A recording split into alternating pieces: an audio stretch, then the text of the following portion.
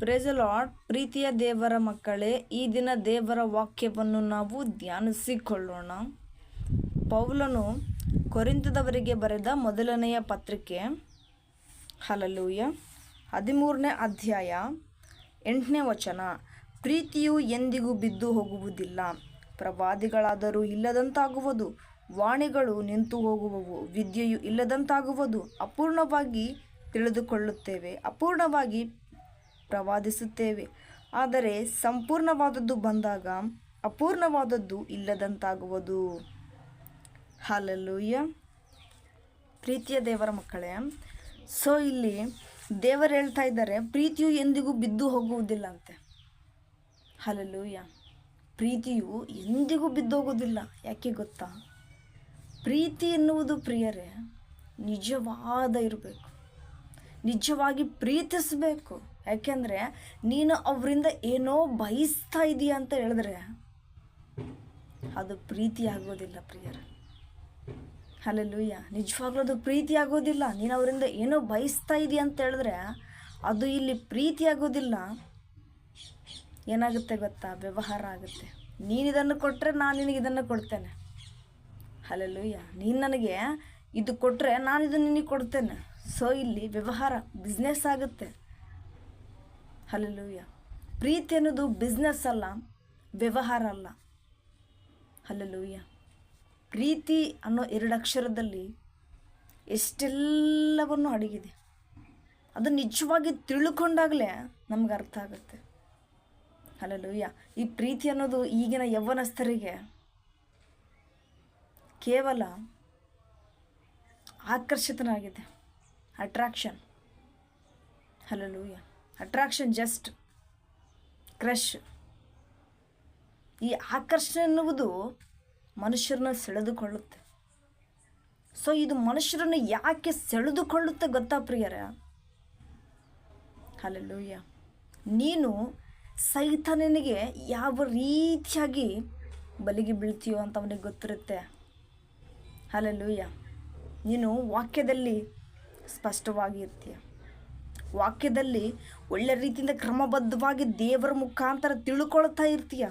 ಪ್ರಾರ್ಥನೆಯಲ್ಲೂ ಕೂಡ ಶಕ್ತಿ ವೀರಳಾಗಿರ್ತೀಯ. ಹಲ್ಲೆಲೂಯ. ಅವು ನಿನ್ನ ಪಾಯಿಂಟ್ ಆಫ್ ಕಂಡಿಡಿತಾನೆ. ಯಾಕೆ ಗೊತ್ತಾ? ನೀನು ಎಲ್ಲಿ ಕುಗ್ಗುತ್ತಾ ಇದೆಯೋ ಎಂಬುದು ಅವನಿಗೆ ತಿಳಿದಿರುತ್ತೆ. ಪ್ರೀತಿಯ ಸಹೋದರ ಸಹೋದರರೇ, ಹಲ್ಲೆಲೂಯ. ನೀನು ಯಾವುದಕ್ಕೆ ಒಳಗಾಗ್ತೀಯ ಅಂತ ಗೊತ್ತಿರುತ್ತೆ ಅವನಿಗೆ. ಯಾಕೆಂದರೆ ನಿನಗೆ ಎಂಥ ಶೋಧನೆ ಬಂದರೂ ಕೂಡ ನೀನು ಜಯಿಸೋದಕ್ಕೆ ವೀರಳು ಆಗಿರ್ತೀಯ ಪ್ರೀತಿಯ ಸಹೋದರ ಸಹೋದರರೇ. ಹಲ್ಲೆಲೂಯ. ಎಂಥ ಶೋಧನೆ ಬಂದರೂ ಕೂಡ ಎದುರೋದಿಲ್ಲ. ಅದಕ್ಕೆ ಅವನಿಗೆ ಸೈತಾನನಿಗೆ ಪೂರ್ತಿಯಾಗಿ ಗೊತ್ತಿರುತ್ತೆ. ಅದಕ್ಕೆ ನಿನ್ನ ಬಗ್ಗೆ ಅವನು ಯೋಚಿಸಿಕೊಂಡು ನಿನಗೆ ಯಾವ ರೀತಿಯಾಗಿ ಅಟ್ರಾಕ್ಷನ್ ಮಾಡ್ಕೋಬೇಕು, ನಿನ್ನ ಯಾವ ರೀತಿಯಾಗಿ ಅವನು ಸೆಳ್ಕೋಬೇಕು ಅಂತ ಕಾಯ್ತಾ ಇರ್ತಾನೆ. ನೀನು ಎಲ್ಲಿ ಕುಗ್ಗುತ್ತಾ ಇದೆಯೋ ಅದೇ ಅವನಿಗೆ ಪಾಯಿಂಟ್ ಆಫ್. ಹಲ್ಲೆಲೂಯ. ಅದೇ ಅವನಿಗೆ ಒಂದು ತಗೊಳ್ಳೋದಕ್ಕೆ ಇದಾಗುತ್ತೆ. ಹಲ್ಲೆಲೂಯ. ಅದರಲ್ಲೇ ಅವನು ಜಯಿಸ್ಬೇಕಂತ ನೋಡ್ಕೊತಾನೆ, ಅದರಲ್ಲಿ ನೀನು ಬೀಳಿಸ್ಬೇಕಂತ ನೋಡ್ಕೊತಾನೆ. ಯಾಕೆ ಗೊತ್ತಾ? ಅವನಿಗೆ ನಿನ್ನ ವಾಕ್ಯದಿಂದ ಕೂಡ ತಡೆಯೋಕ್ಕಾಗೋದಿಲ್ಲ, ನಿನ್ನ ಪ್ರಾರ್ಥನೆಯಿಂದ ಕೂಡ ಮುಟ್ಟೋಕ್ಕೆ ಆಗೋದಿಲ್ಲ, ಬರೋದಕ್ಕೇ ಆಗೋದಿಲ್ಲ. ಹಲ್ಲೆಲೂಯ. ಸೊ ಇವೆರಡರಿಂದನೂ ಕೂಡ ನೀನು ಗೆದ್ದೇ ಗೆಲ್ತೀಯ. ಯಾಕೆಂದರೆ ಪರಿಶುದ್ಧಾತ್ಮ ನಿನ್ನ ಜೊತೆ ಇರುತ್ತೆ. ಅದಕ್ಕೆ ಅವನು ನಿನ್ನ ಪಾಯಿಂಟ್ ಎಲ್ಲಿದೆ ಅಂತ ನೋಡ್ತಾನೆ ಪ್ರಿಯರೇ. ನಿನ್ನ ನಿರುದ್ಯೋಗ ಸಮಸ್ಯೆ ಆಗಿರ್ಬೋದು, ಹಲ್ಲೆಲೂಯ, ನಿನಗೆ ಏನು ಕೆಲಸ ಸಿಗ್ತಾ ಇಲ್ಲ ಅಂತ ಶೋಧನೆಯಲ್ಲಿ ಬೀಳಿಸೋದಾಗಿರ್ಬೋದು, ಅಥವಾ ನೀನು ಜಾಬ್ ಮಾಡ್ತಾಯಿದ್ರೂ ಕೂಡ ಸರಿಯಾದ ಸ್ಯಾಲ್ರಿ ಸಿಗ್ತಾ ಇಲ್ಲ ಅನ್ನೋ ರೀತಿಯಾಗಿ ಯೋಚನೆ ಆಗಿರ್ಬೋದು. ಇದಕ್ಕಿಂತ ಇನ್ನೂ 2% ನನಗೆ ಬೇಕಪ್ಪ ದುಡ್ಡು ಜಾಬಲ್ಲಿ ಅನ್ನೋದು ಒಂದು ಖಿನ್ನತೆ ಆಗಿರ್ಬೋದು, ಡಿಪ್ರೆಷನ್. ಹಲ್ಲೆಲೂಯ. ಸೊ ಇದೆಲ್ಲವನ್ನು ಪಾಯಿಂಟ್ ಆಫ್ ಮಾಡ್ಕೊತಾನೆ. ಅದು ನಿನಗೆ ಗೊತ್ತಾಗೋದಿಲ್ಲ ಬ್ರದರ್ ಆ್ಯಂಡ್ ಸಿಸ್ಟರ್, ಅದು ನಿನಗೆ ಗೊತ್ತಾಗೋದಿಲ್ಲ. ನೀನೇನು ಮಾಡ್ತೀಯ ಗೊತ್ತಾ? ದೇವರೇನು ನನಗೆ ಕೊಡ್ತಾ ಇಲ್ಲ, ದೇವರೇನು ನನಗೆ ಕೊಡ್ತಾ ಇಲ್ಲ ಅಂತ ಹೇಳ್ತೀಯ. ದೇವರು ನಿನಗೆ ಯಾಕೆ ಕೊಡ್ತಾ ಇಲ್ಲ ಅಂತ ಮೊದಲು ಯೋಚನೆ ಮಾಡ್ಕೊಂಡಿದ್ದೀಯಾ ಬ್ರದರ್ ಆ್ಯಂಡ್ ಸಿಸ್ಟರ್? ಹಲ್ಲೆಲೂಯ. ಯೋಚನೆ ಮಾಡ್ಕೊಂಡಿದ್ದೀಯಾ? ಸೈತಾನನಿಗೆ ಒಳಗಾಗ್ತಾ ಇದೆಯಾ ನೀನು? ಸೈತಾನನಿಗೆ ಒಳಗಾಗಿದ್ದಕ್ಕೋಸ್ಕರನೇ ನಿನ್ನ ಜೀವಿತದಲ್ಲಿ ಶೋಧನೆ ಬರ್ತಾ ಇದೆ. ಅದೇ ರೀತಿಯಾಗಿ ಪ್ರೀತಿ ಅನ್ನೋದು ಕೂಡ ಅದು ಕೂಡ ಸೈತಾನ ಕಾರ್ಯನೇ. ಯಾಕೆಂದರೆ ನೀನು ಆಕರ್ಷಿತಳು ಆಗ್ತೀಯ. ನಿನ್ನ ಪ್ರೀತಿಸಿದವರು ನಿನ್ನ ಬಿಟ್ಟು ಹೋಗ್ತಾರಲ್ವ, ನಿನಗೆ ನೋವಾಗುತ್ತೆ. ಇರಬಾರ್ದು ನಾನು ಈ ಭೂಮಿ ಮೇಲೆ ಅಂತ ಸಾವು, ಹಲ್ಲೆಲೂಯಾ, ಈ ಭೂಮಿ ಮೇಲೆ ಇದ್ಬಿಟ್ರೆ ನನಗೆ ಸಾವು, ನಾನು ಸತ್ತೋಗ್ಬಿಟ್ರೆ ನೆಮ್ಮದಿ ಸಿಗುತ್ತೆ ಅಂತ ಯೋಚನೆ ಮಾಡುತ್ತಿರ್ತೀಯ. ಎಷ್ಟೋ ಯೌವನಸ್ಥರು ಪ್ರಿಯರೇ ಈ ಪ್ರೀತಿಯನ್ನು ಬಲಿಗೆ ಬಿದ್ದು ಸತ್ತೋಗ್ಬಿಟ್ಟಿದ್ದಾರೆ. ಹಲ್ಲೆಲೂಯಾ, ನಿಜವಾಗ್ಲೂ ಸತ್ತೋಗ್ಬಿಟ್ಟಿದ್ದಾರೆ ರೀ. ಏಕೆಂದರೆ ನಿಮ್ಮ ಪಾಯಿಂಟ್ ಆಫ್ ಎಲ್ಲೇ ಇದೆ ಅಂತ ನೋಡ್ತಾನೆ. ನೀನು ಎಲ್ಲಿ ಕುಗ್ತಾ ಇದೆಯೋ ಅಂತ ಅವನು ಕಂಡುಹಿಡ್ಕೊಳ್ತಾನೆ. ಸೊ ನಿನ್ನ ಪ್ರೀತಿಯಲ್ಲಿ ಬಿದ್ದಿದೆಯಾ, ಯಾರೋ ನಿನ್ನ ಬಂದು ಪ್ರೀತಿ ಮಾಡಿದ್ರು, ಪ್ರೀತಿ ತೋರಿಸಿದ್ರು, ಆಕರ್ಷಿತರಾದೆ, ನಾನು ನಿನ್ನ ಜೊತೆಗೆ ಇರ್ತೀನಿ ಅಂತ ನಿನಗೆ ಭರವಸೆ ಕೊಟ್ಟರು, ನಂಬಿಕೆ ಕೊಟ್ಟರು, ಬಿಟ್ಟು ಹೋದರು. ಆಗ ಏನು ಮಾಡ್ತೀಯ? ಸತ್ತೋಗ್ಬಿಡ್ತೀಯ ಅಲ್ವಾ? ಸತ್ತೋದ್ರೆ ನೆಮ್ಮದಿ ಸಿಗುತ್ತೆ ಅಂತ ಯೋಚನೆ ಮಾಡ್ತಾ ಇದೆಯಲ್ವ? No no no no no ಇಲ್ಲ ರೀ. ನೀನು ಯಾವತ್ತು ಸಾಯ್ಬೇಕಂತ ನಿರ್ಧಾರ ಮಾಡ್ತೀಯೋ, ಸತ್ತೋಗ್ತೀಯೋ, ಅಲ್ಲಿಂದನೇ ನಿನ್ನ ಶೋಧನೆಗಳು ಸ್ಟಾರ್ಟ್ ಆಗುತ್ತೆ. ನೀನು ಈ ಭೂಮಿ ಮೇಲೆ ಜೀವಿಸ್ತಾ ಇದೀಯ, ಈ ಜೀವಿಸ್ತಾ ಇದೆಯಲ್ವಾ, ಈ ಜೀವನ ಮಾಡೋಷ್ಟು ದಿನಗಳು ನಿನಗೆ ಶೋಧನೆ ಬರ್ತಾ ಇದೆ. ಎದುರ್ಕೊಳ್ಬೇಕು. ಹಲ್ಲೆಲೂಯಾ, ಇದನ್ನು ಎದುರಿಸ್ಬೇಕು ನೀನು. ಇದನ್ನು ಬಿಟ್ಟು ನೀನು ಅದಕ್ಕೆ ಹೋದರೆ ಇದು ನಮಗೆ ಸ್ವಲ್ಪ ಕಾಲ ಮಾತ್ರ ಇರುತ್ತೆ, ಕಾಲಾವಕಾಶ. ಏಕೆಂದರೆ ನಿನ್ನಿಲ್ಲಿ ಯಾವುದನ್ನು ನೋಡ್ಕೊಳ್ತಾ ಇದೆಯೋ ನಿನ್ನ ಜೀವಿತದಲ್ಲಿ, ನಿನ್ನ ಜೀವನ ಅನ್ನೋದು ಒಂದು ಬುಕ್ ಥರ. ಹಲ್ಲೆಲೂಯಾ, ಒಂದು ಬುಕ್ ಥರ, ಪೆನ್ ಥರ. ಸೊ ಅದರಲ್ಲಿ ನೀ 2-3 ಅಕ್ಷರ ಬರಿತೀಯ, 2-3 ಲೈನ್ ಬರಿತೀಯ. ಏನೋ ಚೆನ್ನಾಗಿಲ್ಲ ಅಂದ್ಬಿಟ್ಟು ಅದನ್ನು ಆಳನೇ ಅರ್ಧ ಹಾಕ್ಬಿಡ್ತೀಯ. ಓಕೆ, ಅದನ್ನು ಕಾಟಾಕಿ ಅರ್ಧ ಹಾಕಿ ಇನ್ನೂ ಒಂದು ಪೇಜ್ ಬರ್ತೀಯ. ಅದನ್ನು ಬಿಟ್ಟು ಇದು ಚೆನ್ನಾಗೇ ಇಲ್ಲಪ್ಪ, ನನಗೆ ಇಂಟ್ರೆಸ್ಟೇ ಇಲ್ಲ ಅಂದ್ಬಿಟ್ಟು ಯಾಕೆ ನೀನು ಬುಕ್ಕನ್ನೇ ಬಿಸಾಕ್ತಾ ಇದೀಯ? ಪ್ರೀತಿಯ ಸಹೋದರ ಸಹೋದರರೇ, ದೇವರು ನಿನ್ನಲ್ಲಿ ಏನು ಬರೀತಾ ಇದೆಯೋ ಅಂತ ನೋಡ್ತಾ ಇದ್ದಾನೆ ಹೊರತು ನಿನ್ನದನ್ನು ತೆಗೊಂಡು ಬಿಸಾಕಂತ ನೋಡ್ತಾ ಇಲ್ಲ. ಇಲ್ಲಿ ನೀನು ತಗೊಂಡು ಬಿಸಾಕ್ಬಿಟ್ರೆ ಏನು ಅನಿಸುತ್ತೆ ಅವರಿಗೆ?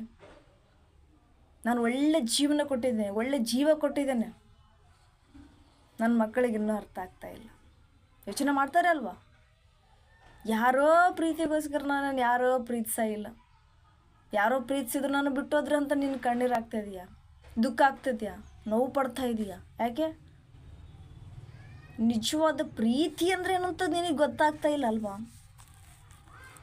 ಹಲ್ಲೆಲೂಯಾ, ನಿನ್ನ ತಂದೆ ತಾಯಿ ಪ್ರೀತಿ ಅನ್ನೋದು ನಿನಗೆ ಗೊತ್ತಾಗ್ತಾ ಇಲ್ಲ, ನಿನ್ನ ಸೇವಕರ ಪ್ರೀತಿ ಅನ್ನುವುದು ನಿನಗೆ ಗೊತ್ತಾಗ್ತಾ ಇಲ್ಲ. ಹಲ್ಲೆಲೂಯಾ, ನಿಜವಾದ ಪ್ರೀತಿ ಅನ್ನುವುದು ನಮ್ಮ ತಂದೆಯಾದ ಕರ್ತರಿಂದ ಇದೆ ಎಂಬುದು ತಿಳ್ಕೊಳ್ತಾ ಇಲ್ಲ ನೀನು.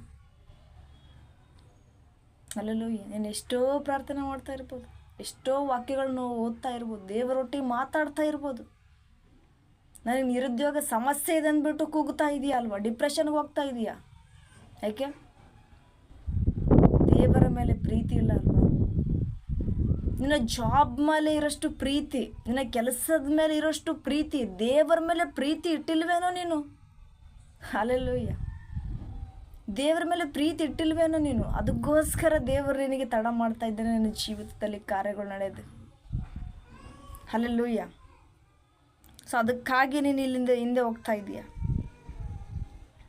ಸೊ ಅದಕ್ಕೆ ಹೇಳ್ತಿದ್ದಾರೆ, ಅಪೂರ್ಣವಾಗಿ ತಿಳಿದುಕೊಳ್ಳುತ್ತೇವೆ, ಅಪೂರ್ಣವಾಗಿ ಪ್ರವಾದಿಸುತ್ತೇವೆ, ಆದರೆ ಸಂಪೂರ್ಣವಾದದ್ದು ಇಲ್ಲದಂತಾಗ್ತದೆ. ಅಪೂರ್ಣವಾದದ್ದು ಹೋಗ್ತದೆ, ಸಂಪೂರ್ಣವಾದಂಥದ್ದು ಬರ್ತದೆ. ಹಲ್ಲೆಲೂಯಾ, ಅದಕ್ಕೆ ದೇವರಲ್ಲಿ ಹೇಳ್ತಾ ಇದ್ದಾನೆ ಪ್ರಿಯರ, ವಿದ್ಯೆಯು ಇಲ್ಲದಂತಾಗುವುದು, ಅಪೂರ್ಣವಾಗಿ ತಿಳಿದುಕೊಳ್ಳುತ್ತೇವೆ, ಅಪೂರ್ಣವಾಗಿ ಪ್ರವಾದಿಸುತ್ತೇವೆ, ವಾದ ಮಾಡಿಬಿಡ್ತೇವೆ ದೇವ್ರ ಜೊತೆಗೆ. ನೀನು ಅದು ಇದು ಕೊಡ್ತಾ ಇಲ್ಲ, ಅದು ಕೊಡ್ತಾ ಇಲ್ಲ ಅಂತ ಸ್ವಲ್ಪಕ್ಕೇನೆ. ಹಲ್ಲೆಲೂಯಾ, ಸ್ವಲ್ಪಕ್ಕೇನೆ ವಾದ ಮಾಡ್ತೀಯ. ಓಕೆ, ನೀನು ವಾದ ಮಾಡ್ತಾ ಇದೀಯ, ಪ್ರಾರ್ಥನೆಯಲ್ಲಿ ಮಾಡು, ಸೈತಾನನೊಟ್ಟಿಗೆ ಮಾಡು, ದೇವರೊಟ್ಟಿಗೆ ಯಾಕೆ ಮಾಡ್ತಾ ಇದೀಯ ಪ್ರೀತಿಯ ಸಹೋದರ ಸಹೋದರರೇ?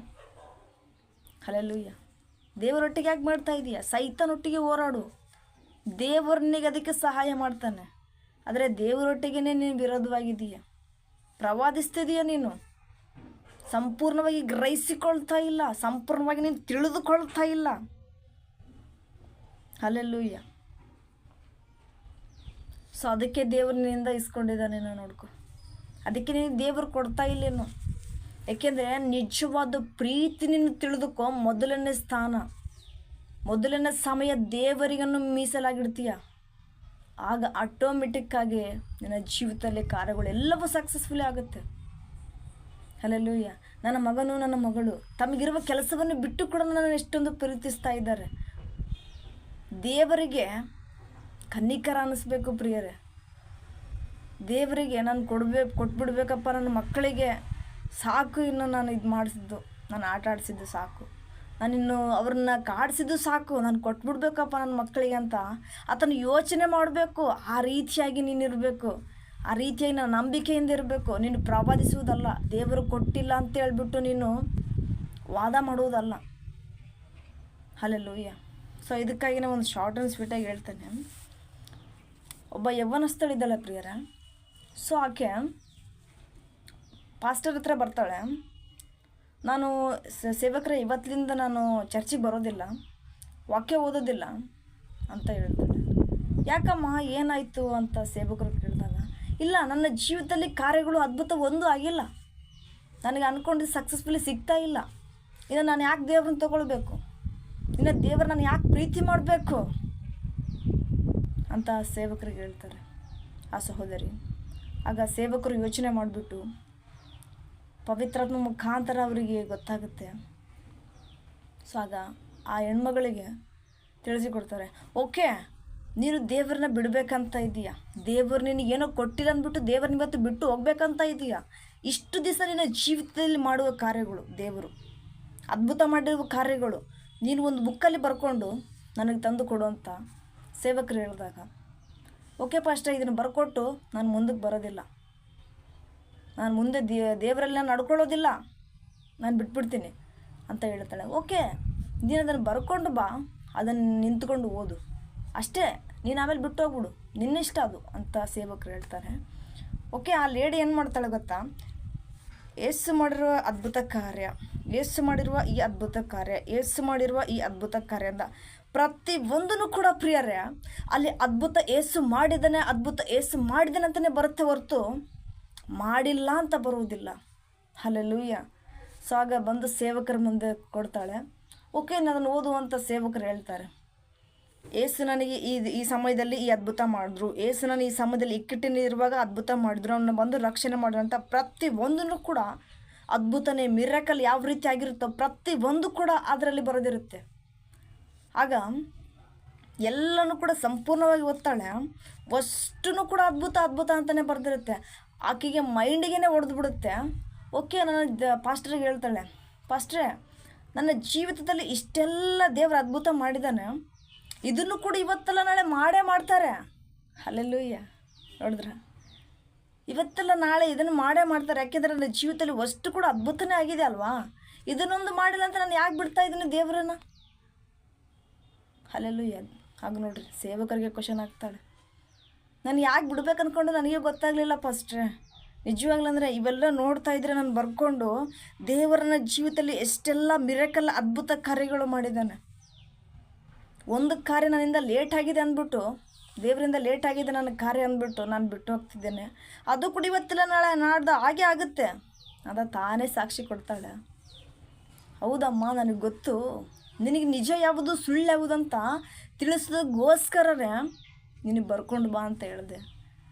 ದೇವರ ಕಾರ್ಯದಿಂದನೇ ನೀನು ಮತ್ತೆ ಬದಲಾದೆ, ಪರಿಶುದ್ಧಾತ್ಮದಿಂದ ನೀನು ಬದಲಾದೆ ಅಂತ ಹೇಳಿದಾಗ, ಹೌದು ಪಾಸ್ಟ್ರೇ, ನಾನು ಇನ್ನೂ ದೇವರನ್ನು ಪ್ರೀತಿಸ್ತೇನೆ, ಇನ್ನೂ ದೇವರನ್ನು ಆರಾಧನೆ ಮಾಡ್ತೀನಿ, ಇನ್ನೂ ದೇವರನ್ನು ಸಂಪೂರ್ಣವಾಗಿ ತಿಳಿದುಕೊಳ್ತೀನಿ. ನಾನು ಪ್ರವಾದನೆ ಮಾಡೋದಿಲ್ಲ, ಅಪೂರ್ಣವಾಗಿದ್ದಾಗ ನಾನು ಪ್ರವಾದಿಸುವುದಿಲ್ಲ, ನಾನು ದೇವರ ಜೊತೆ ವಾದ ಮಾಡೋದಿಲ್ಲ. ಅಪೂರ್ಣವಾದದ್ದು ಹೋಗ್ತತೆ, ಸಂಪೂರ್ಣವಾದದ್ದು ಬಂದಾಗ ಅಪೂರ್ಣವಾದದ್ದು ಸಂಪೂರ್ಣವಾಗಿ ಇಲ್ಲದಂತಾಗ್ತದೆ. ಹಲ್ಲೆಲೂಯಾ. ಸೊ ಅದಕ್ಕೋಸ್ಕರ ನಾನು ವೇಟ್ ಮಾಡ್ತೀನಿ, ಪ್ರಾರ್ಥನೆ ಮಾಡ್ತೀನಿ ಅಂತ ಹೇಳಿದಾಗ ಸೇವಕರು ಆಯಿತು, ಒಳ್ಳೆಯದಾಗಲಿ ಅಂತ ಹೇಳ್ತಾರೆ. ಸೊ ನಿನ್ನ ಜೀವಿತದಲ್ಲೂ ಕೂಡ ಬ್ರದರ್ ಸಿಸ್ಟರ್, ಬೇಕಾದ್ರೆ ನೀನು ಒಂದು ಬುಕ್ಕು ಅಂತ ತೊಗೊಂಡು ಬರ್ಕೋ. ದೇವರು ನಿನ್ನಲ್ಲಿ ಮಾಡಿರುವ ಪ್ರತಿಯೊಂದು ಕಾರ್ಯನ ಕುರಿತು ಕೂಡ ನೀನು ಬರ್ಕೋ. ನಿನ್ನ ಜೀವಿತದಲ್ಲಿ ಏನೇನು ಅದ್ಭುತ ಮಾಡಿದರು, ಏನೇನು ಮಿರಾಕಲ್ ಮಾಡಿದ್ರು ಅಂತ ಬರ್ಕೋ. ನೆಕ್ಸ್ಟ್ ನಿನಗೆ ಏನು ಕಾರ್ಯ ಆಗಬೇಕಲ್ಲ ಅದು ನಿನಗೆ ಆಟೋಮೆಟಿಕ್ಕಾಗಿ ತಿಳಿದು ಬರುತ್ತೆ ಬ್ರದರ್ ಆ್ಯಂಡ್ ಸಿಸ್ಟರ್. ಹಾಲೆಲೂಯಾ. ಆಟೋಮೆಟಿಕ್ಕಾಗಿ ತಿಳ್ಕೊತೀಯ ದೇವರನ್ನು. ಆಗ ನಿನಗೆ ಸಂಪೂರ್ಣವಾಗಿ ದೇವರ ಬಗ್ಗೆ ಗೊತ್ತಾಗುತ್ತೆ. ಹಾಲೆಲೂಯಾ. ಇನ್ನೂ ಹೆಚ್ಚಾಗಿ ದೇವರನ್ನು ತಿಳ್ಕೊಳ್ತೀಯ. ನಿನ್ನ ಪ್ರೀತಿನೇ ಆಗಿರ್ಬೋದು, ಜಾಬೇ ಆಗಿರ್ಬೋದು, ಎಜುಕೇಷನ್ ಆಗಿರ್ಬೋದು. ಹಾಲೆಲೂಯಾ. ಪ್ರತಿಯೊಂದು ಕೂಡ ನೀನು ಪಡ್ಕೊಳ್ತೀಯ. ಅದಕ್ಕೆ ಅರ್ಹಳು ನೀನು ಆದಾಗಲೇ ಅದು ಬಂದು ನಿನಗೆ ತಲುಪುತ್ತೆ. ಅಲ್ಲೇವರೆಗೂ ನೀನು ತಲುಪುವುದಿಲ್ಲ. ಅದನ್ನು ಮೊದಲು ತಿಳ್ಕೊ. ದೇವರನ್ನು ದ್ವೇಷಿಸಬೇಡ. ದೇವ್ರ ಜೊತೆ ಪ್ರವಾದನೆ ಮಾಡೋಕೆ ಹೋಗಬೇಡ. ದೇವರಲ್ಲಿ ಹೇಳ್ತಾ ಇದ್ದಾರೆ ನೋಡ್ರಿ. ಹಾಲೆಲೂಯಾ. ದೇವರಲ್ಲಿ ಹೇಳ್ತಾ ಇದ್ದಾರೆ, ಅಪೂರ್ಣವಾಗಿ ತಿಳಿದುಕೊಳ್ಳುತ್ತೇವೆ, ಅಪೂರ್ಣವಾಗಿ ಪ್ರವಾದಿಸುತ್ತೇವೆ, ಆದರೆ ಸಂಪೂರ್ಣವಾದದ್ದು ಬಂದಾಗ ಅಪೂರ್ಣವಾದದ್ದು ಇಲ್ಲದಂತಾಗುವುದು. ಹಾಲೆಲೂಯಾ. ನಿನಗೆ ಅಪೂರ್ಣವಾದದ್ದು ಹೋಗ್ಬಿಡ್ತತೆ. ಸಂಪೂರ್ಣವಾದದ್ದು ಬಂದಾಗ ಅಪೂರ್ಣವಾದದ್ದು ಸಂಪೂರ್ಣವಾಗಿ ತೊಲಗಿ ಹೋಗುತ್ತೆ, ಇಲ್ಲದಂತಾಗ್ಬಿಡ್ತತೆ. ಆಗ ನೀನು ದೇವರನ್ನು ಇನ್ನೂ ಹೆಚ್ಚಾಗಿ ಕೊಂಡಾಡ್ತೀಯ ಬ್ರದರ್ ಆ್ಯಂಡ್ ಸಿಸ್ಟರ್. ಸೊ ಅದಕ್ಕೆ ನಿಜವಾದ ಜೀವಿತ ಅಂದರೆ ಏನಂತ ತಿಳ್ಕೊ, ನಿಜವಾದ ಪ್ರೀತಿ ಅಂದರೆ ಏನಂತ ತಿಳ್ಕೊ. ಹಾಲೆಲೂಯಾ. ಸೊ ಆಗಿದೆ. ಅದಕ್ಕೆ ಲಾಸ್ಟ್ನೇ ವಚನದಲ್ಲಿ ನೋಡ್ತೇವೆ ಪ್ರಿಯರೇ, 13ನೇ ವಚನ. ಇದರಲ್ಲಿನೇ ನಿರೀಕ್ಷೆಯು, ಪ್ರೀತಿ, ಈ ಮೂರು ನಿಲ್ಲುತ್ತವೆ, ಇವುಗಳಲ್ಲಿ ದೊಡ್ಡದು ಪ್ರೀತಿಯೇ. ಹಾಲೆಲೂಯಾ. ಪ್ರೀತಿಯೇ. ನಿನ್ನಿಂದ ಮನುಷ್ಯರು ಏನೋ ಒಂದು ಪ್ರೀತಿ ಮಾಡ್ಬೋದು, ನಿನ್ನಿಂದ ಏನೋ ಒಂದು ಅಪೇಕ್ಷಿಸಿ ನಿನ್ನನ್ನು ಪ್ರೀತಿ ಮಾಡಬಹುದು. ಆದರೆ ದೇವರು ನಿನ್ನ ಹೃದಯವನ್ನು ನೋಡಿ ಪ್ರೀತಿ ಮಾಡ್ತಾ ಇದ್ದಾನೆ ಬ್ರದರ್ ಆ್ಯಂಡ್ ಸಿಸ್ಟರ್. ಆತನು ನಿನ್ನಿಂದ ಏನೂ ಅಪೇಕ್ಷಿಸೋದಿಲ್ಲ. ಆತನಿಗೆ ನಿನ್ನೇನು ಕೊಡುವ ಅವಶ್ಯಕತೆಯೂ ಇಲ್ಲ. ಆತನಿಗೆ ಸಂಪೂರ್ಣವಾಗಿ ಒಪ್ಪಿಸಿಕೊಡು. ನಿನ್ನ ಕಾರ್ಯ ಇವೆಲ್ಲವೂ ಕೂಡ ಸಫಲ ಮಾಡ್ತಾರೆ. ಎಲ್ಲವೂ ಕೂಡ ನೀನೇ ಇಟ್ಕೊಳ್ಬೇಡ, ನನಗೆ ಅದು ಸಿಕ್ಕಿಲ್ಲ ಇದು ಸಿಕ್ಕಿಲ್ಲ ಅಂತ. ದೇವರನ್ನ ನಿಂದಿಸಬೇಡ, ದೋಷಿಸಬೇಡ. ಅಲ್ಲೆಲ್ಲೂಯ್ಯ. ಸೈತಾನನಿಗೆ ಬಲಿ ಆಗೋಕ್ಕೆ ಹೋಗಬೇಡ. ಸೈತಾನನ ಹೇಳ್ಕೊಡ್ತಾನೆ, ಶೋಧನೆಗೆ ಬೀಳಿಸ್ಬಿಡ್ತಾನೆ ಅವನು. ನೀನು ಇಷ್ಟೆಲ್ಲ ಪ್ರಾರ್ಥನೆ ಮಾಡ್ತೀವಿ ಮತ್ತೆ ಕಣ್ಣೀರು ಹಾಕ್ತೀವಿ, ಇಷ್ಟೆಲ್ಲ ಪ್ರಾರ್ಥನೆ ಮಾಡ್ತೀವಿ ಮತ್ತೆ ಯೋಚನೆ ಮಾಡ್ತೀವಿ. ನಿನ್ನ ಜೀವಿತದಾಗ ಏನು ಅದ್ಭುತ ಆಗೈತೆ? ನೀನು ಒಂದು ಸತೆ ಅವನ ಸ್ವರಕ್ಕೆ ನಿನ್ನ ಕಿವಿಗೊಟ್ಟಿಯ ಅಂದರೆ ನಾಶವಾಗಿ ಹೋಗ್ತೀಯ. ತಿಳ್ಕೊ, ನಿಜವಾಗ್ಲೂ ನಾಶವಾಗಿ ಹೋಗ್ತೀಯ. ದೇವರ ಮಾತನ್ನು ಗ್ರಹಿಸಿಕೊ. ಅಲ್ಲೆಲ್ಲೂಯ್ಯ. ದೇವರ ವಾಕ್ಯದ ಮುಖಾಂತರ ನಿನ್ನ ಜೊತೆ ಮಾತಾಡ್ತಾರೆ, ಪ್ರಾರ್ಥನೆ ಮುಖಾಂತರ ನಿನ್ನ ಜೊತೆ ಮಾತಾಡ್ತಾರೆ. ದೇವರನ್ನು ಇನ್ನೂ ಹೆಚ್ಚಾಗಿ ನೀನು ತಿಳ್ಕೊಳ್ಬೇಕು. ಅಲ್ಲೆಲ್ಲೂಯ್ಯ. ಓಕೆ, ನಿನ್ನಲ್ಲಿ ಎಲ್ಲ ತಿಳ್ಕೊಂಬಿಟ್ಟು ನಾನು ಪ್ರಾರ್ಥನೆ ಅಂದರೆ ನನಗೆ ಗೊತ್ತೈತೆ, ವಾಕ್ಯ ಓದೋದಂದರೆ ನನಗೆ ಗೊತ್ತೈತೆ, ಸೇವಕರು ಯಾವ ರೀತಿ ಆರಾಧನೆ ಮಾಡ್ತಾರೆ ಗೊತ್ತೈತೆ, ನಾನು ಸೇವಕರಿಗಿಂತ ಮೀರಿಸೋಷ್ಟು ಮಾಡ್ತೀನಿ ಅಂತ ನಿನ್ನಲ್ಲಿ ಗರ್ವ ಬೇಡ. ನೀನೆನ್ನೂ ಹೆಚ್ಚಾಗಿ ತಿಳ್ಕೊಬೇಕು. ಅಲ್ಲೆಲ್ಲೂಯ್ಯ. ಇನ್ನೂ ಹೆಚ್ಚಾಗಿ ನೀನು ಅದ್ರ ಬಗ್ಗೆ ಗ್ರಹಿಸ್ಕೋಬೇಕು. ಸ್ವಲ್ಪ ಗೊತ್ತಾಗೈತೆ ಅಂತ ಹೇಳ್ಬಿಟ್ಟು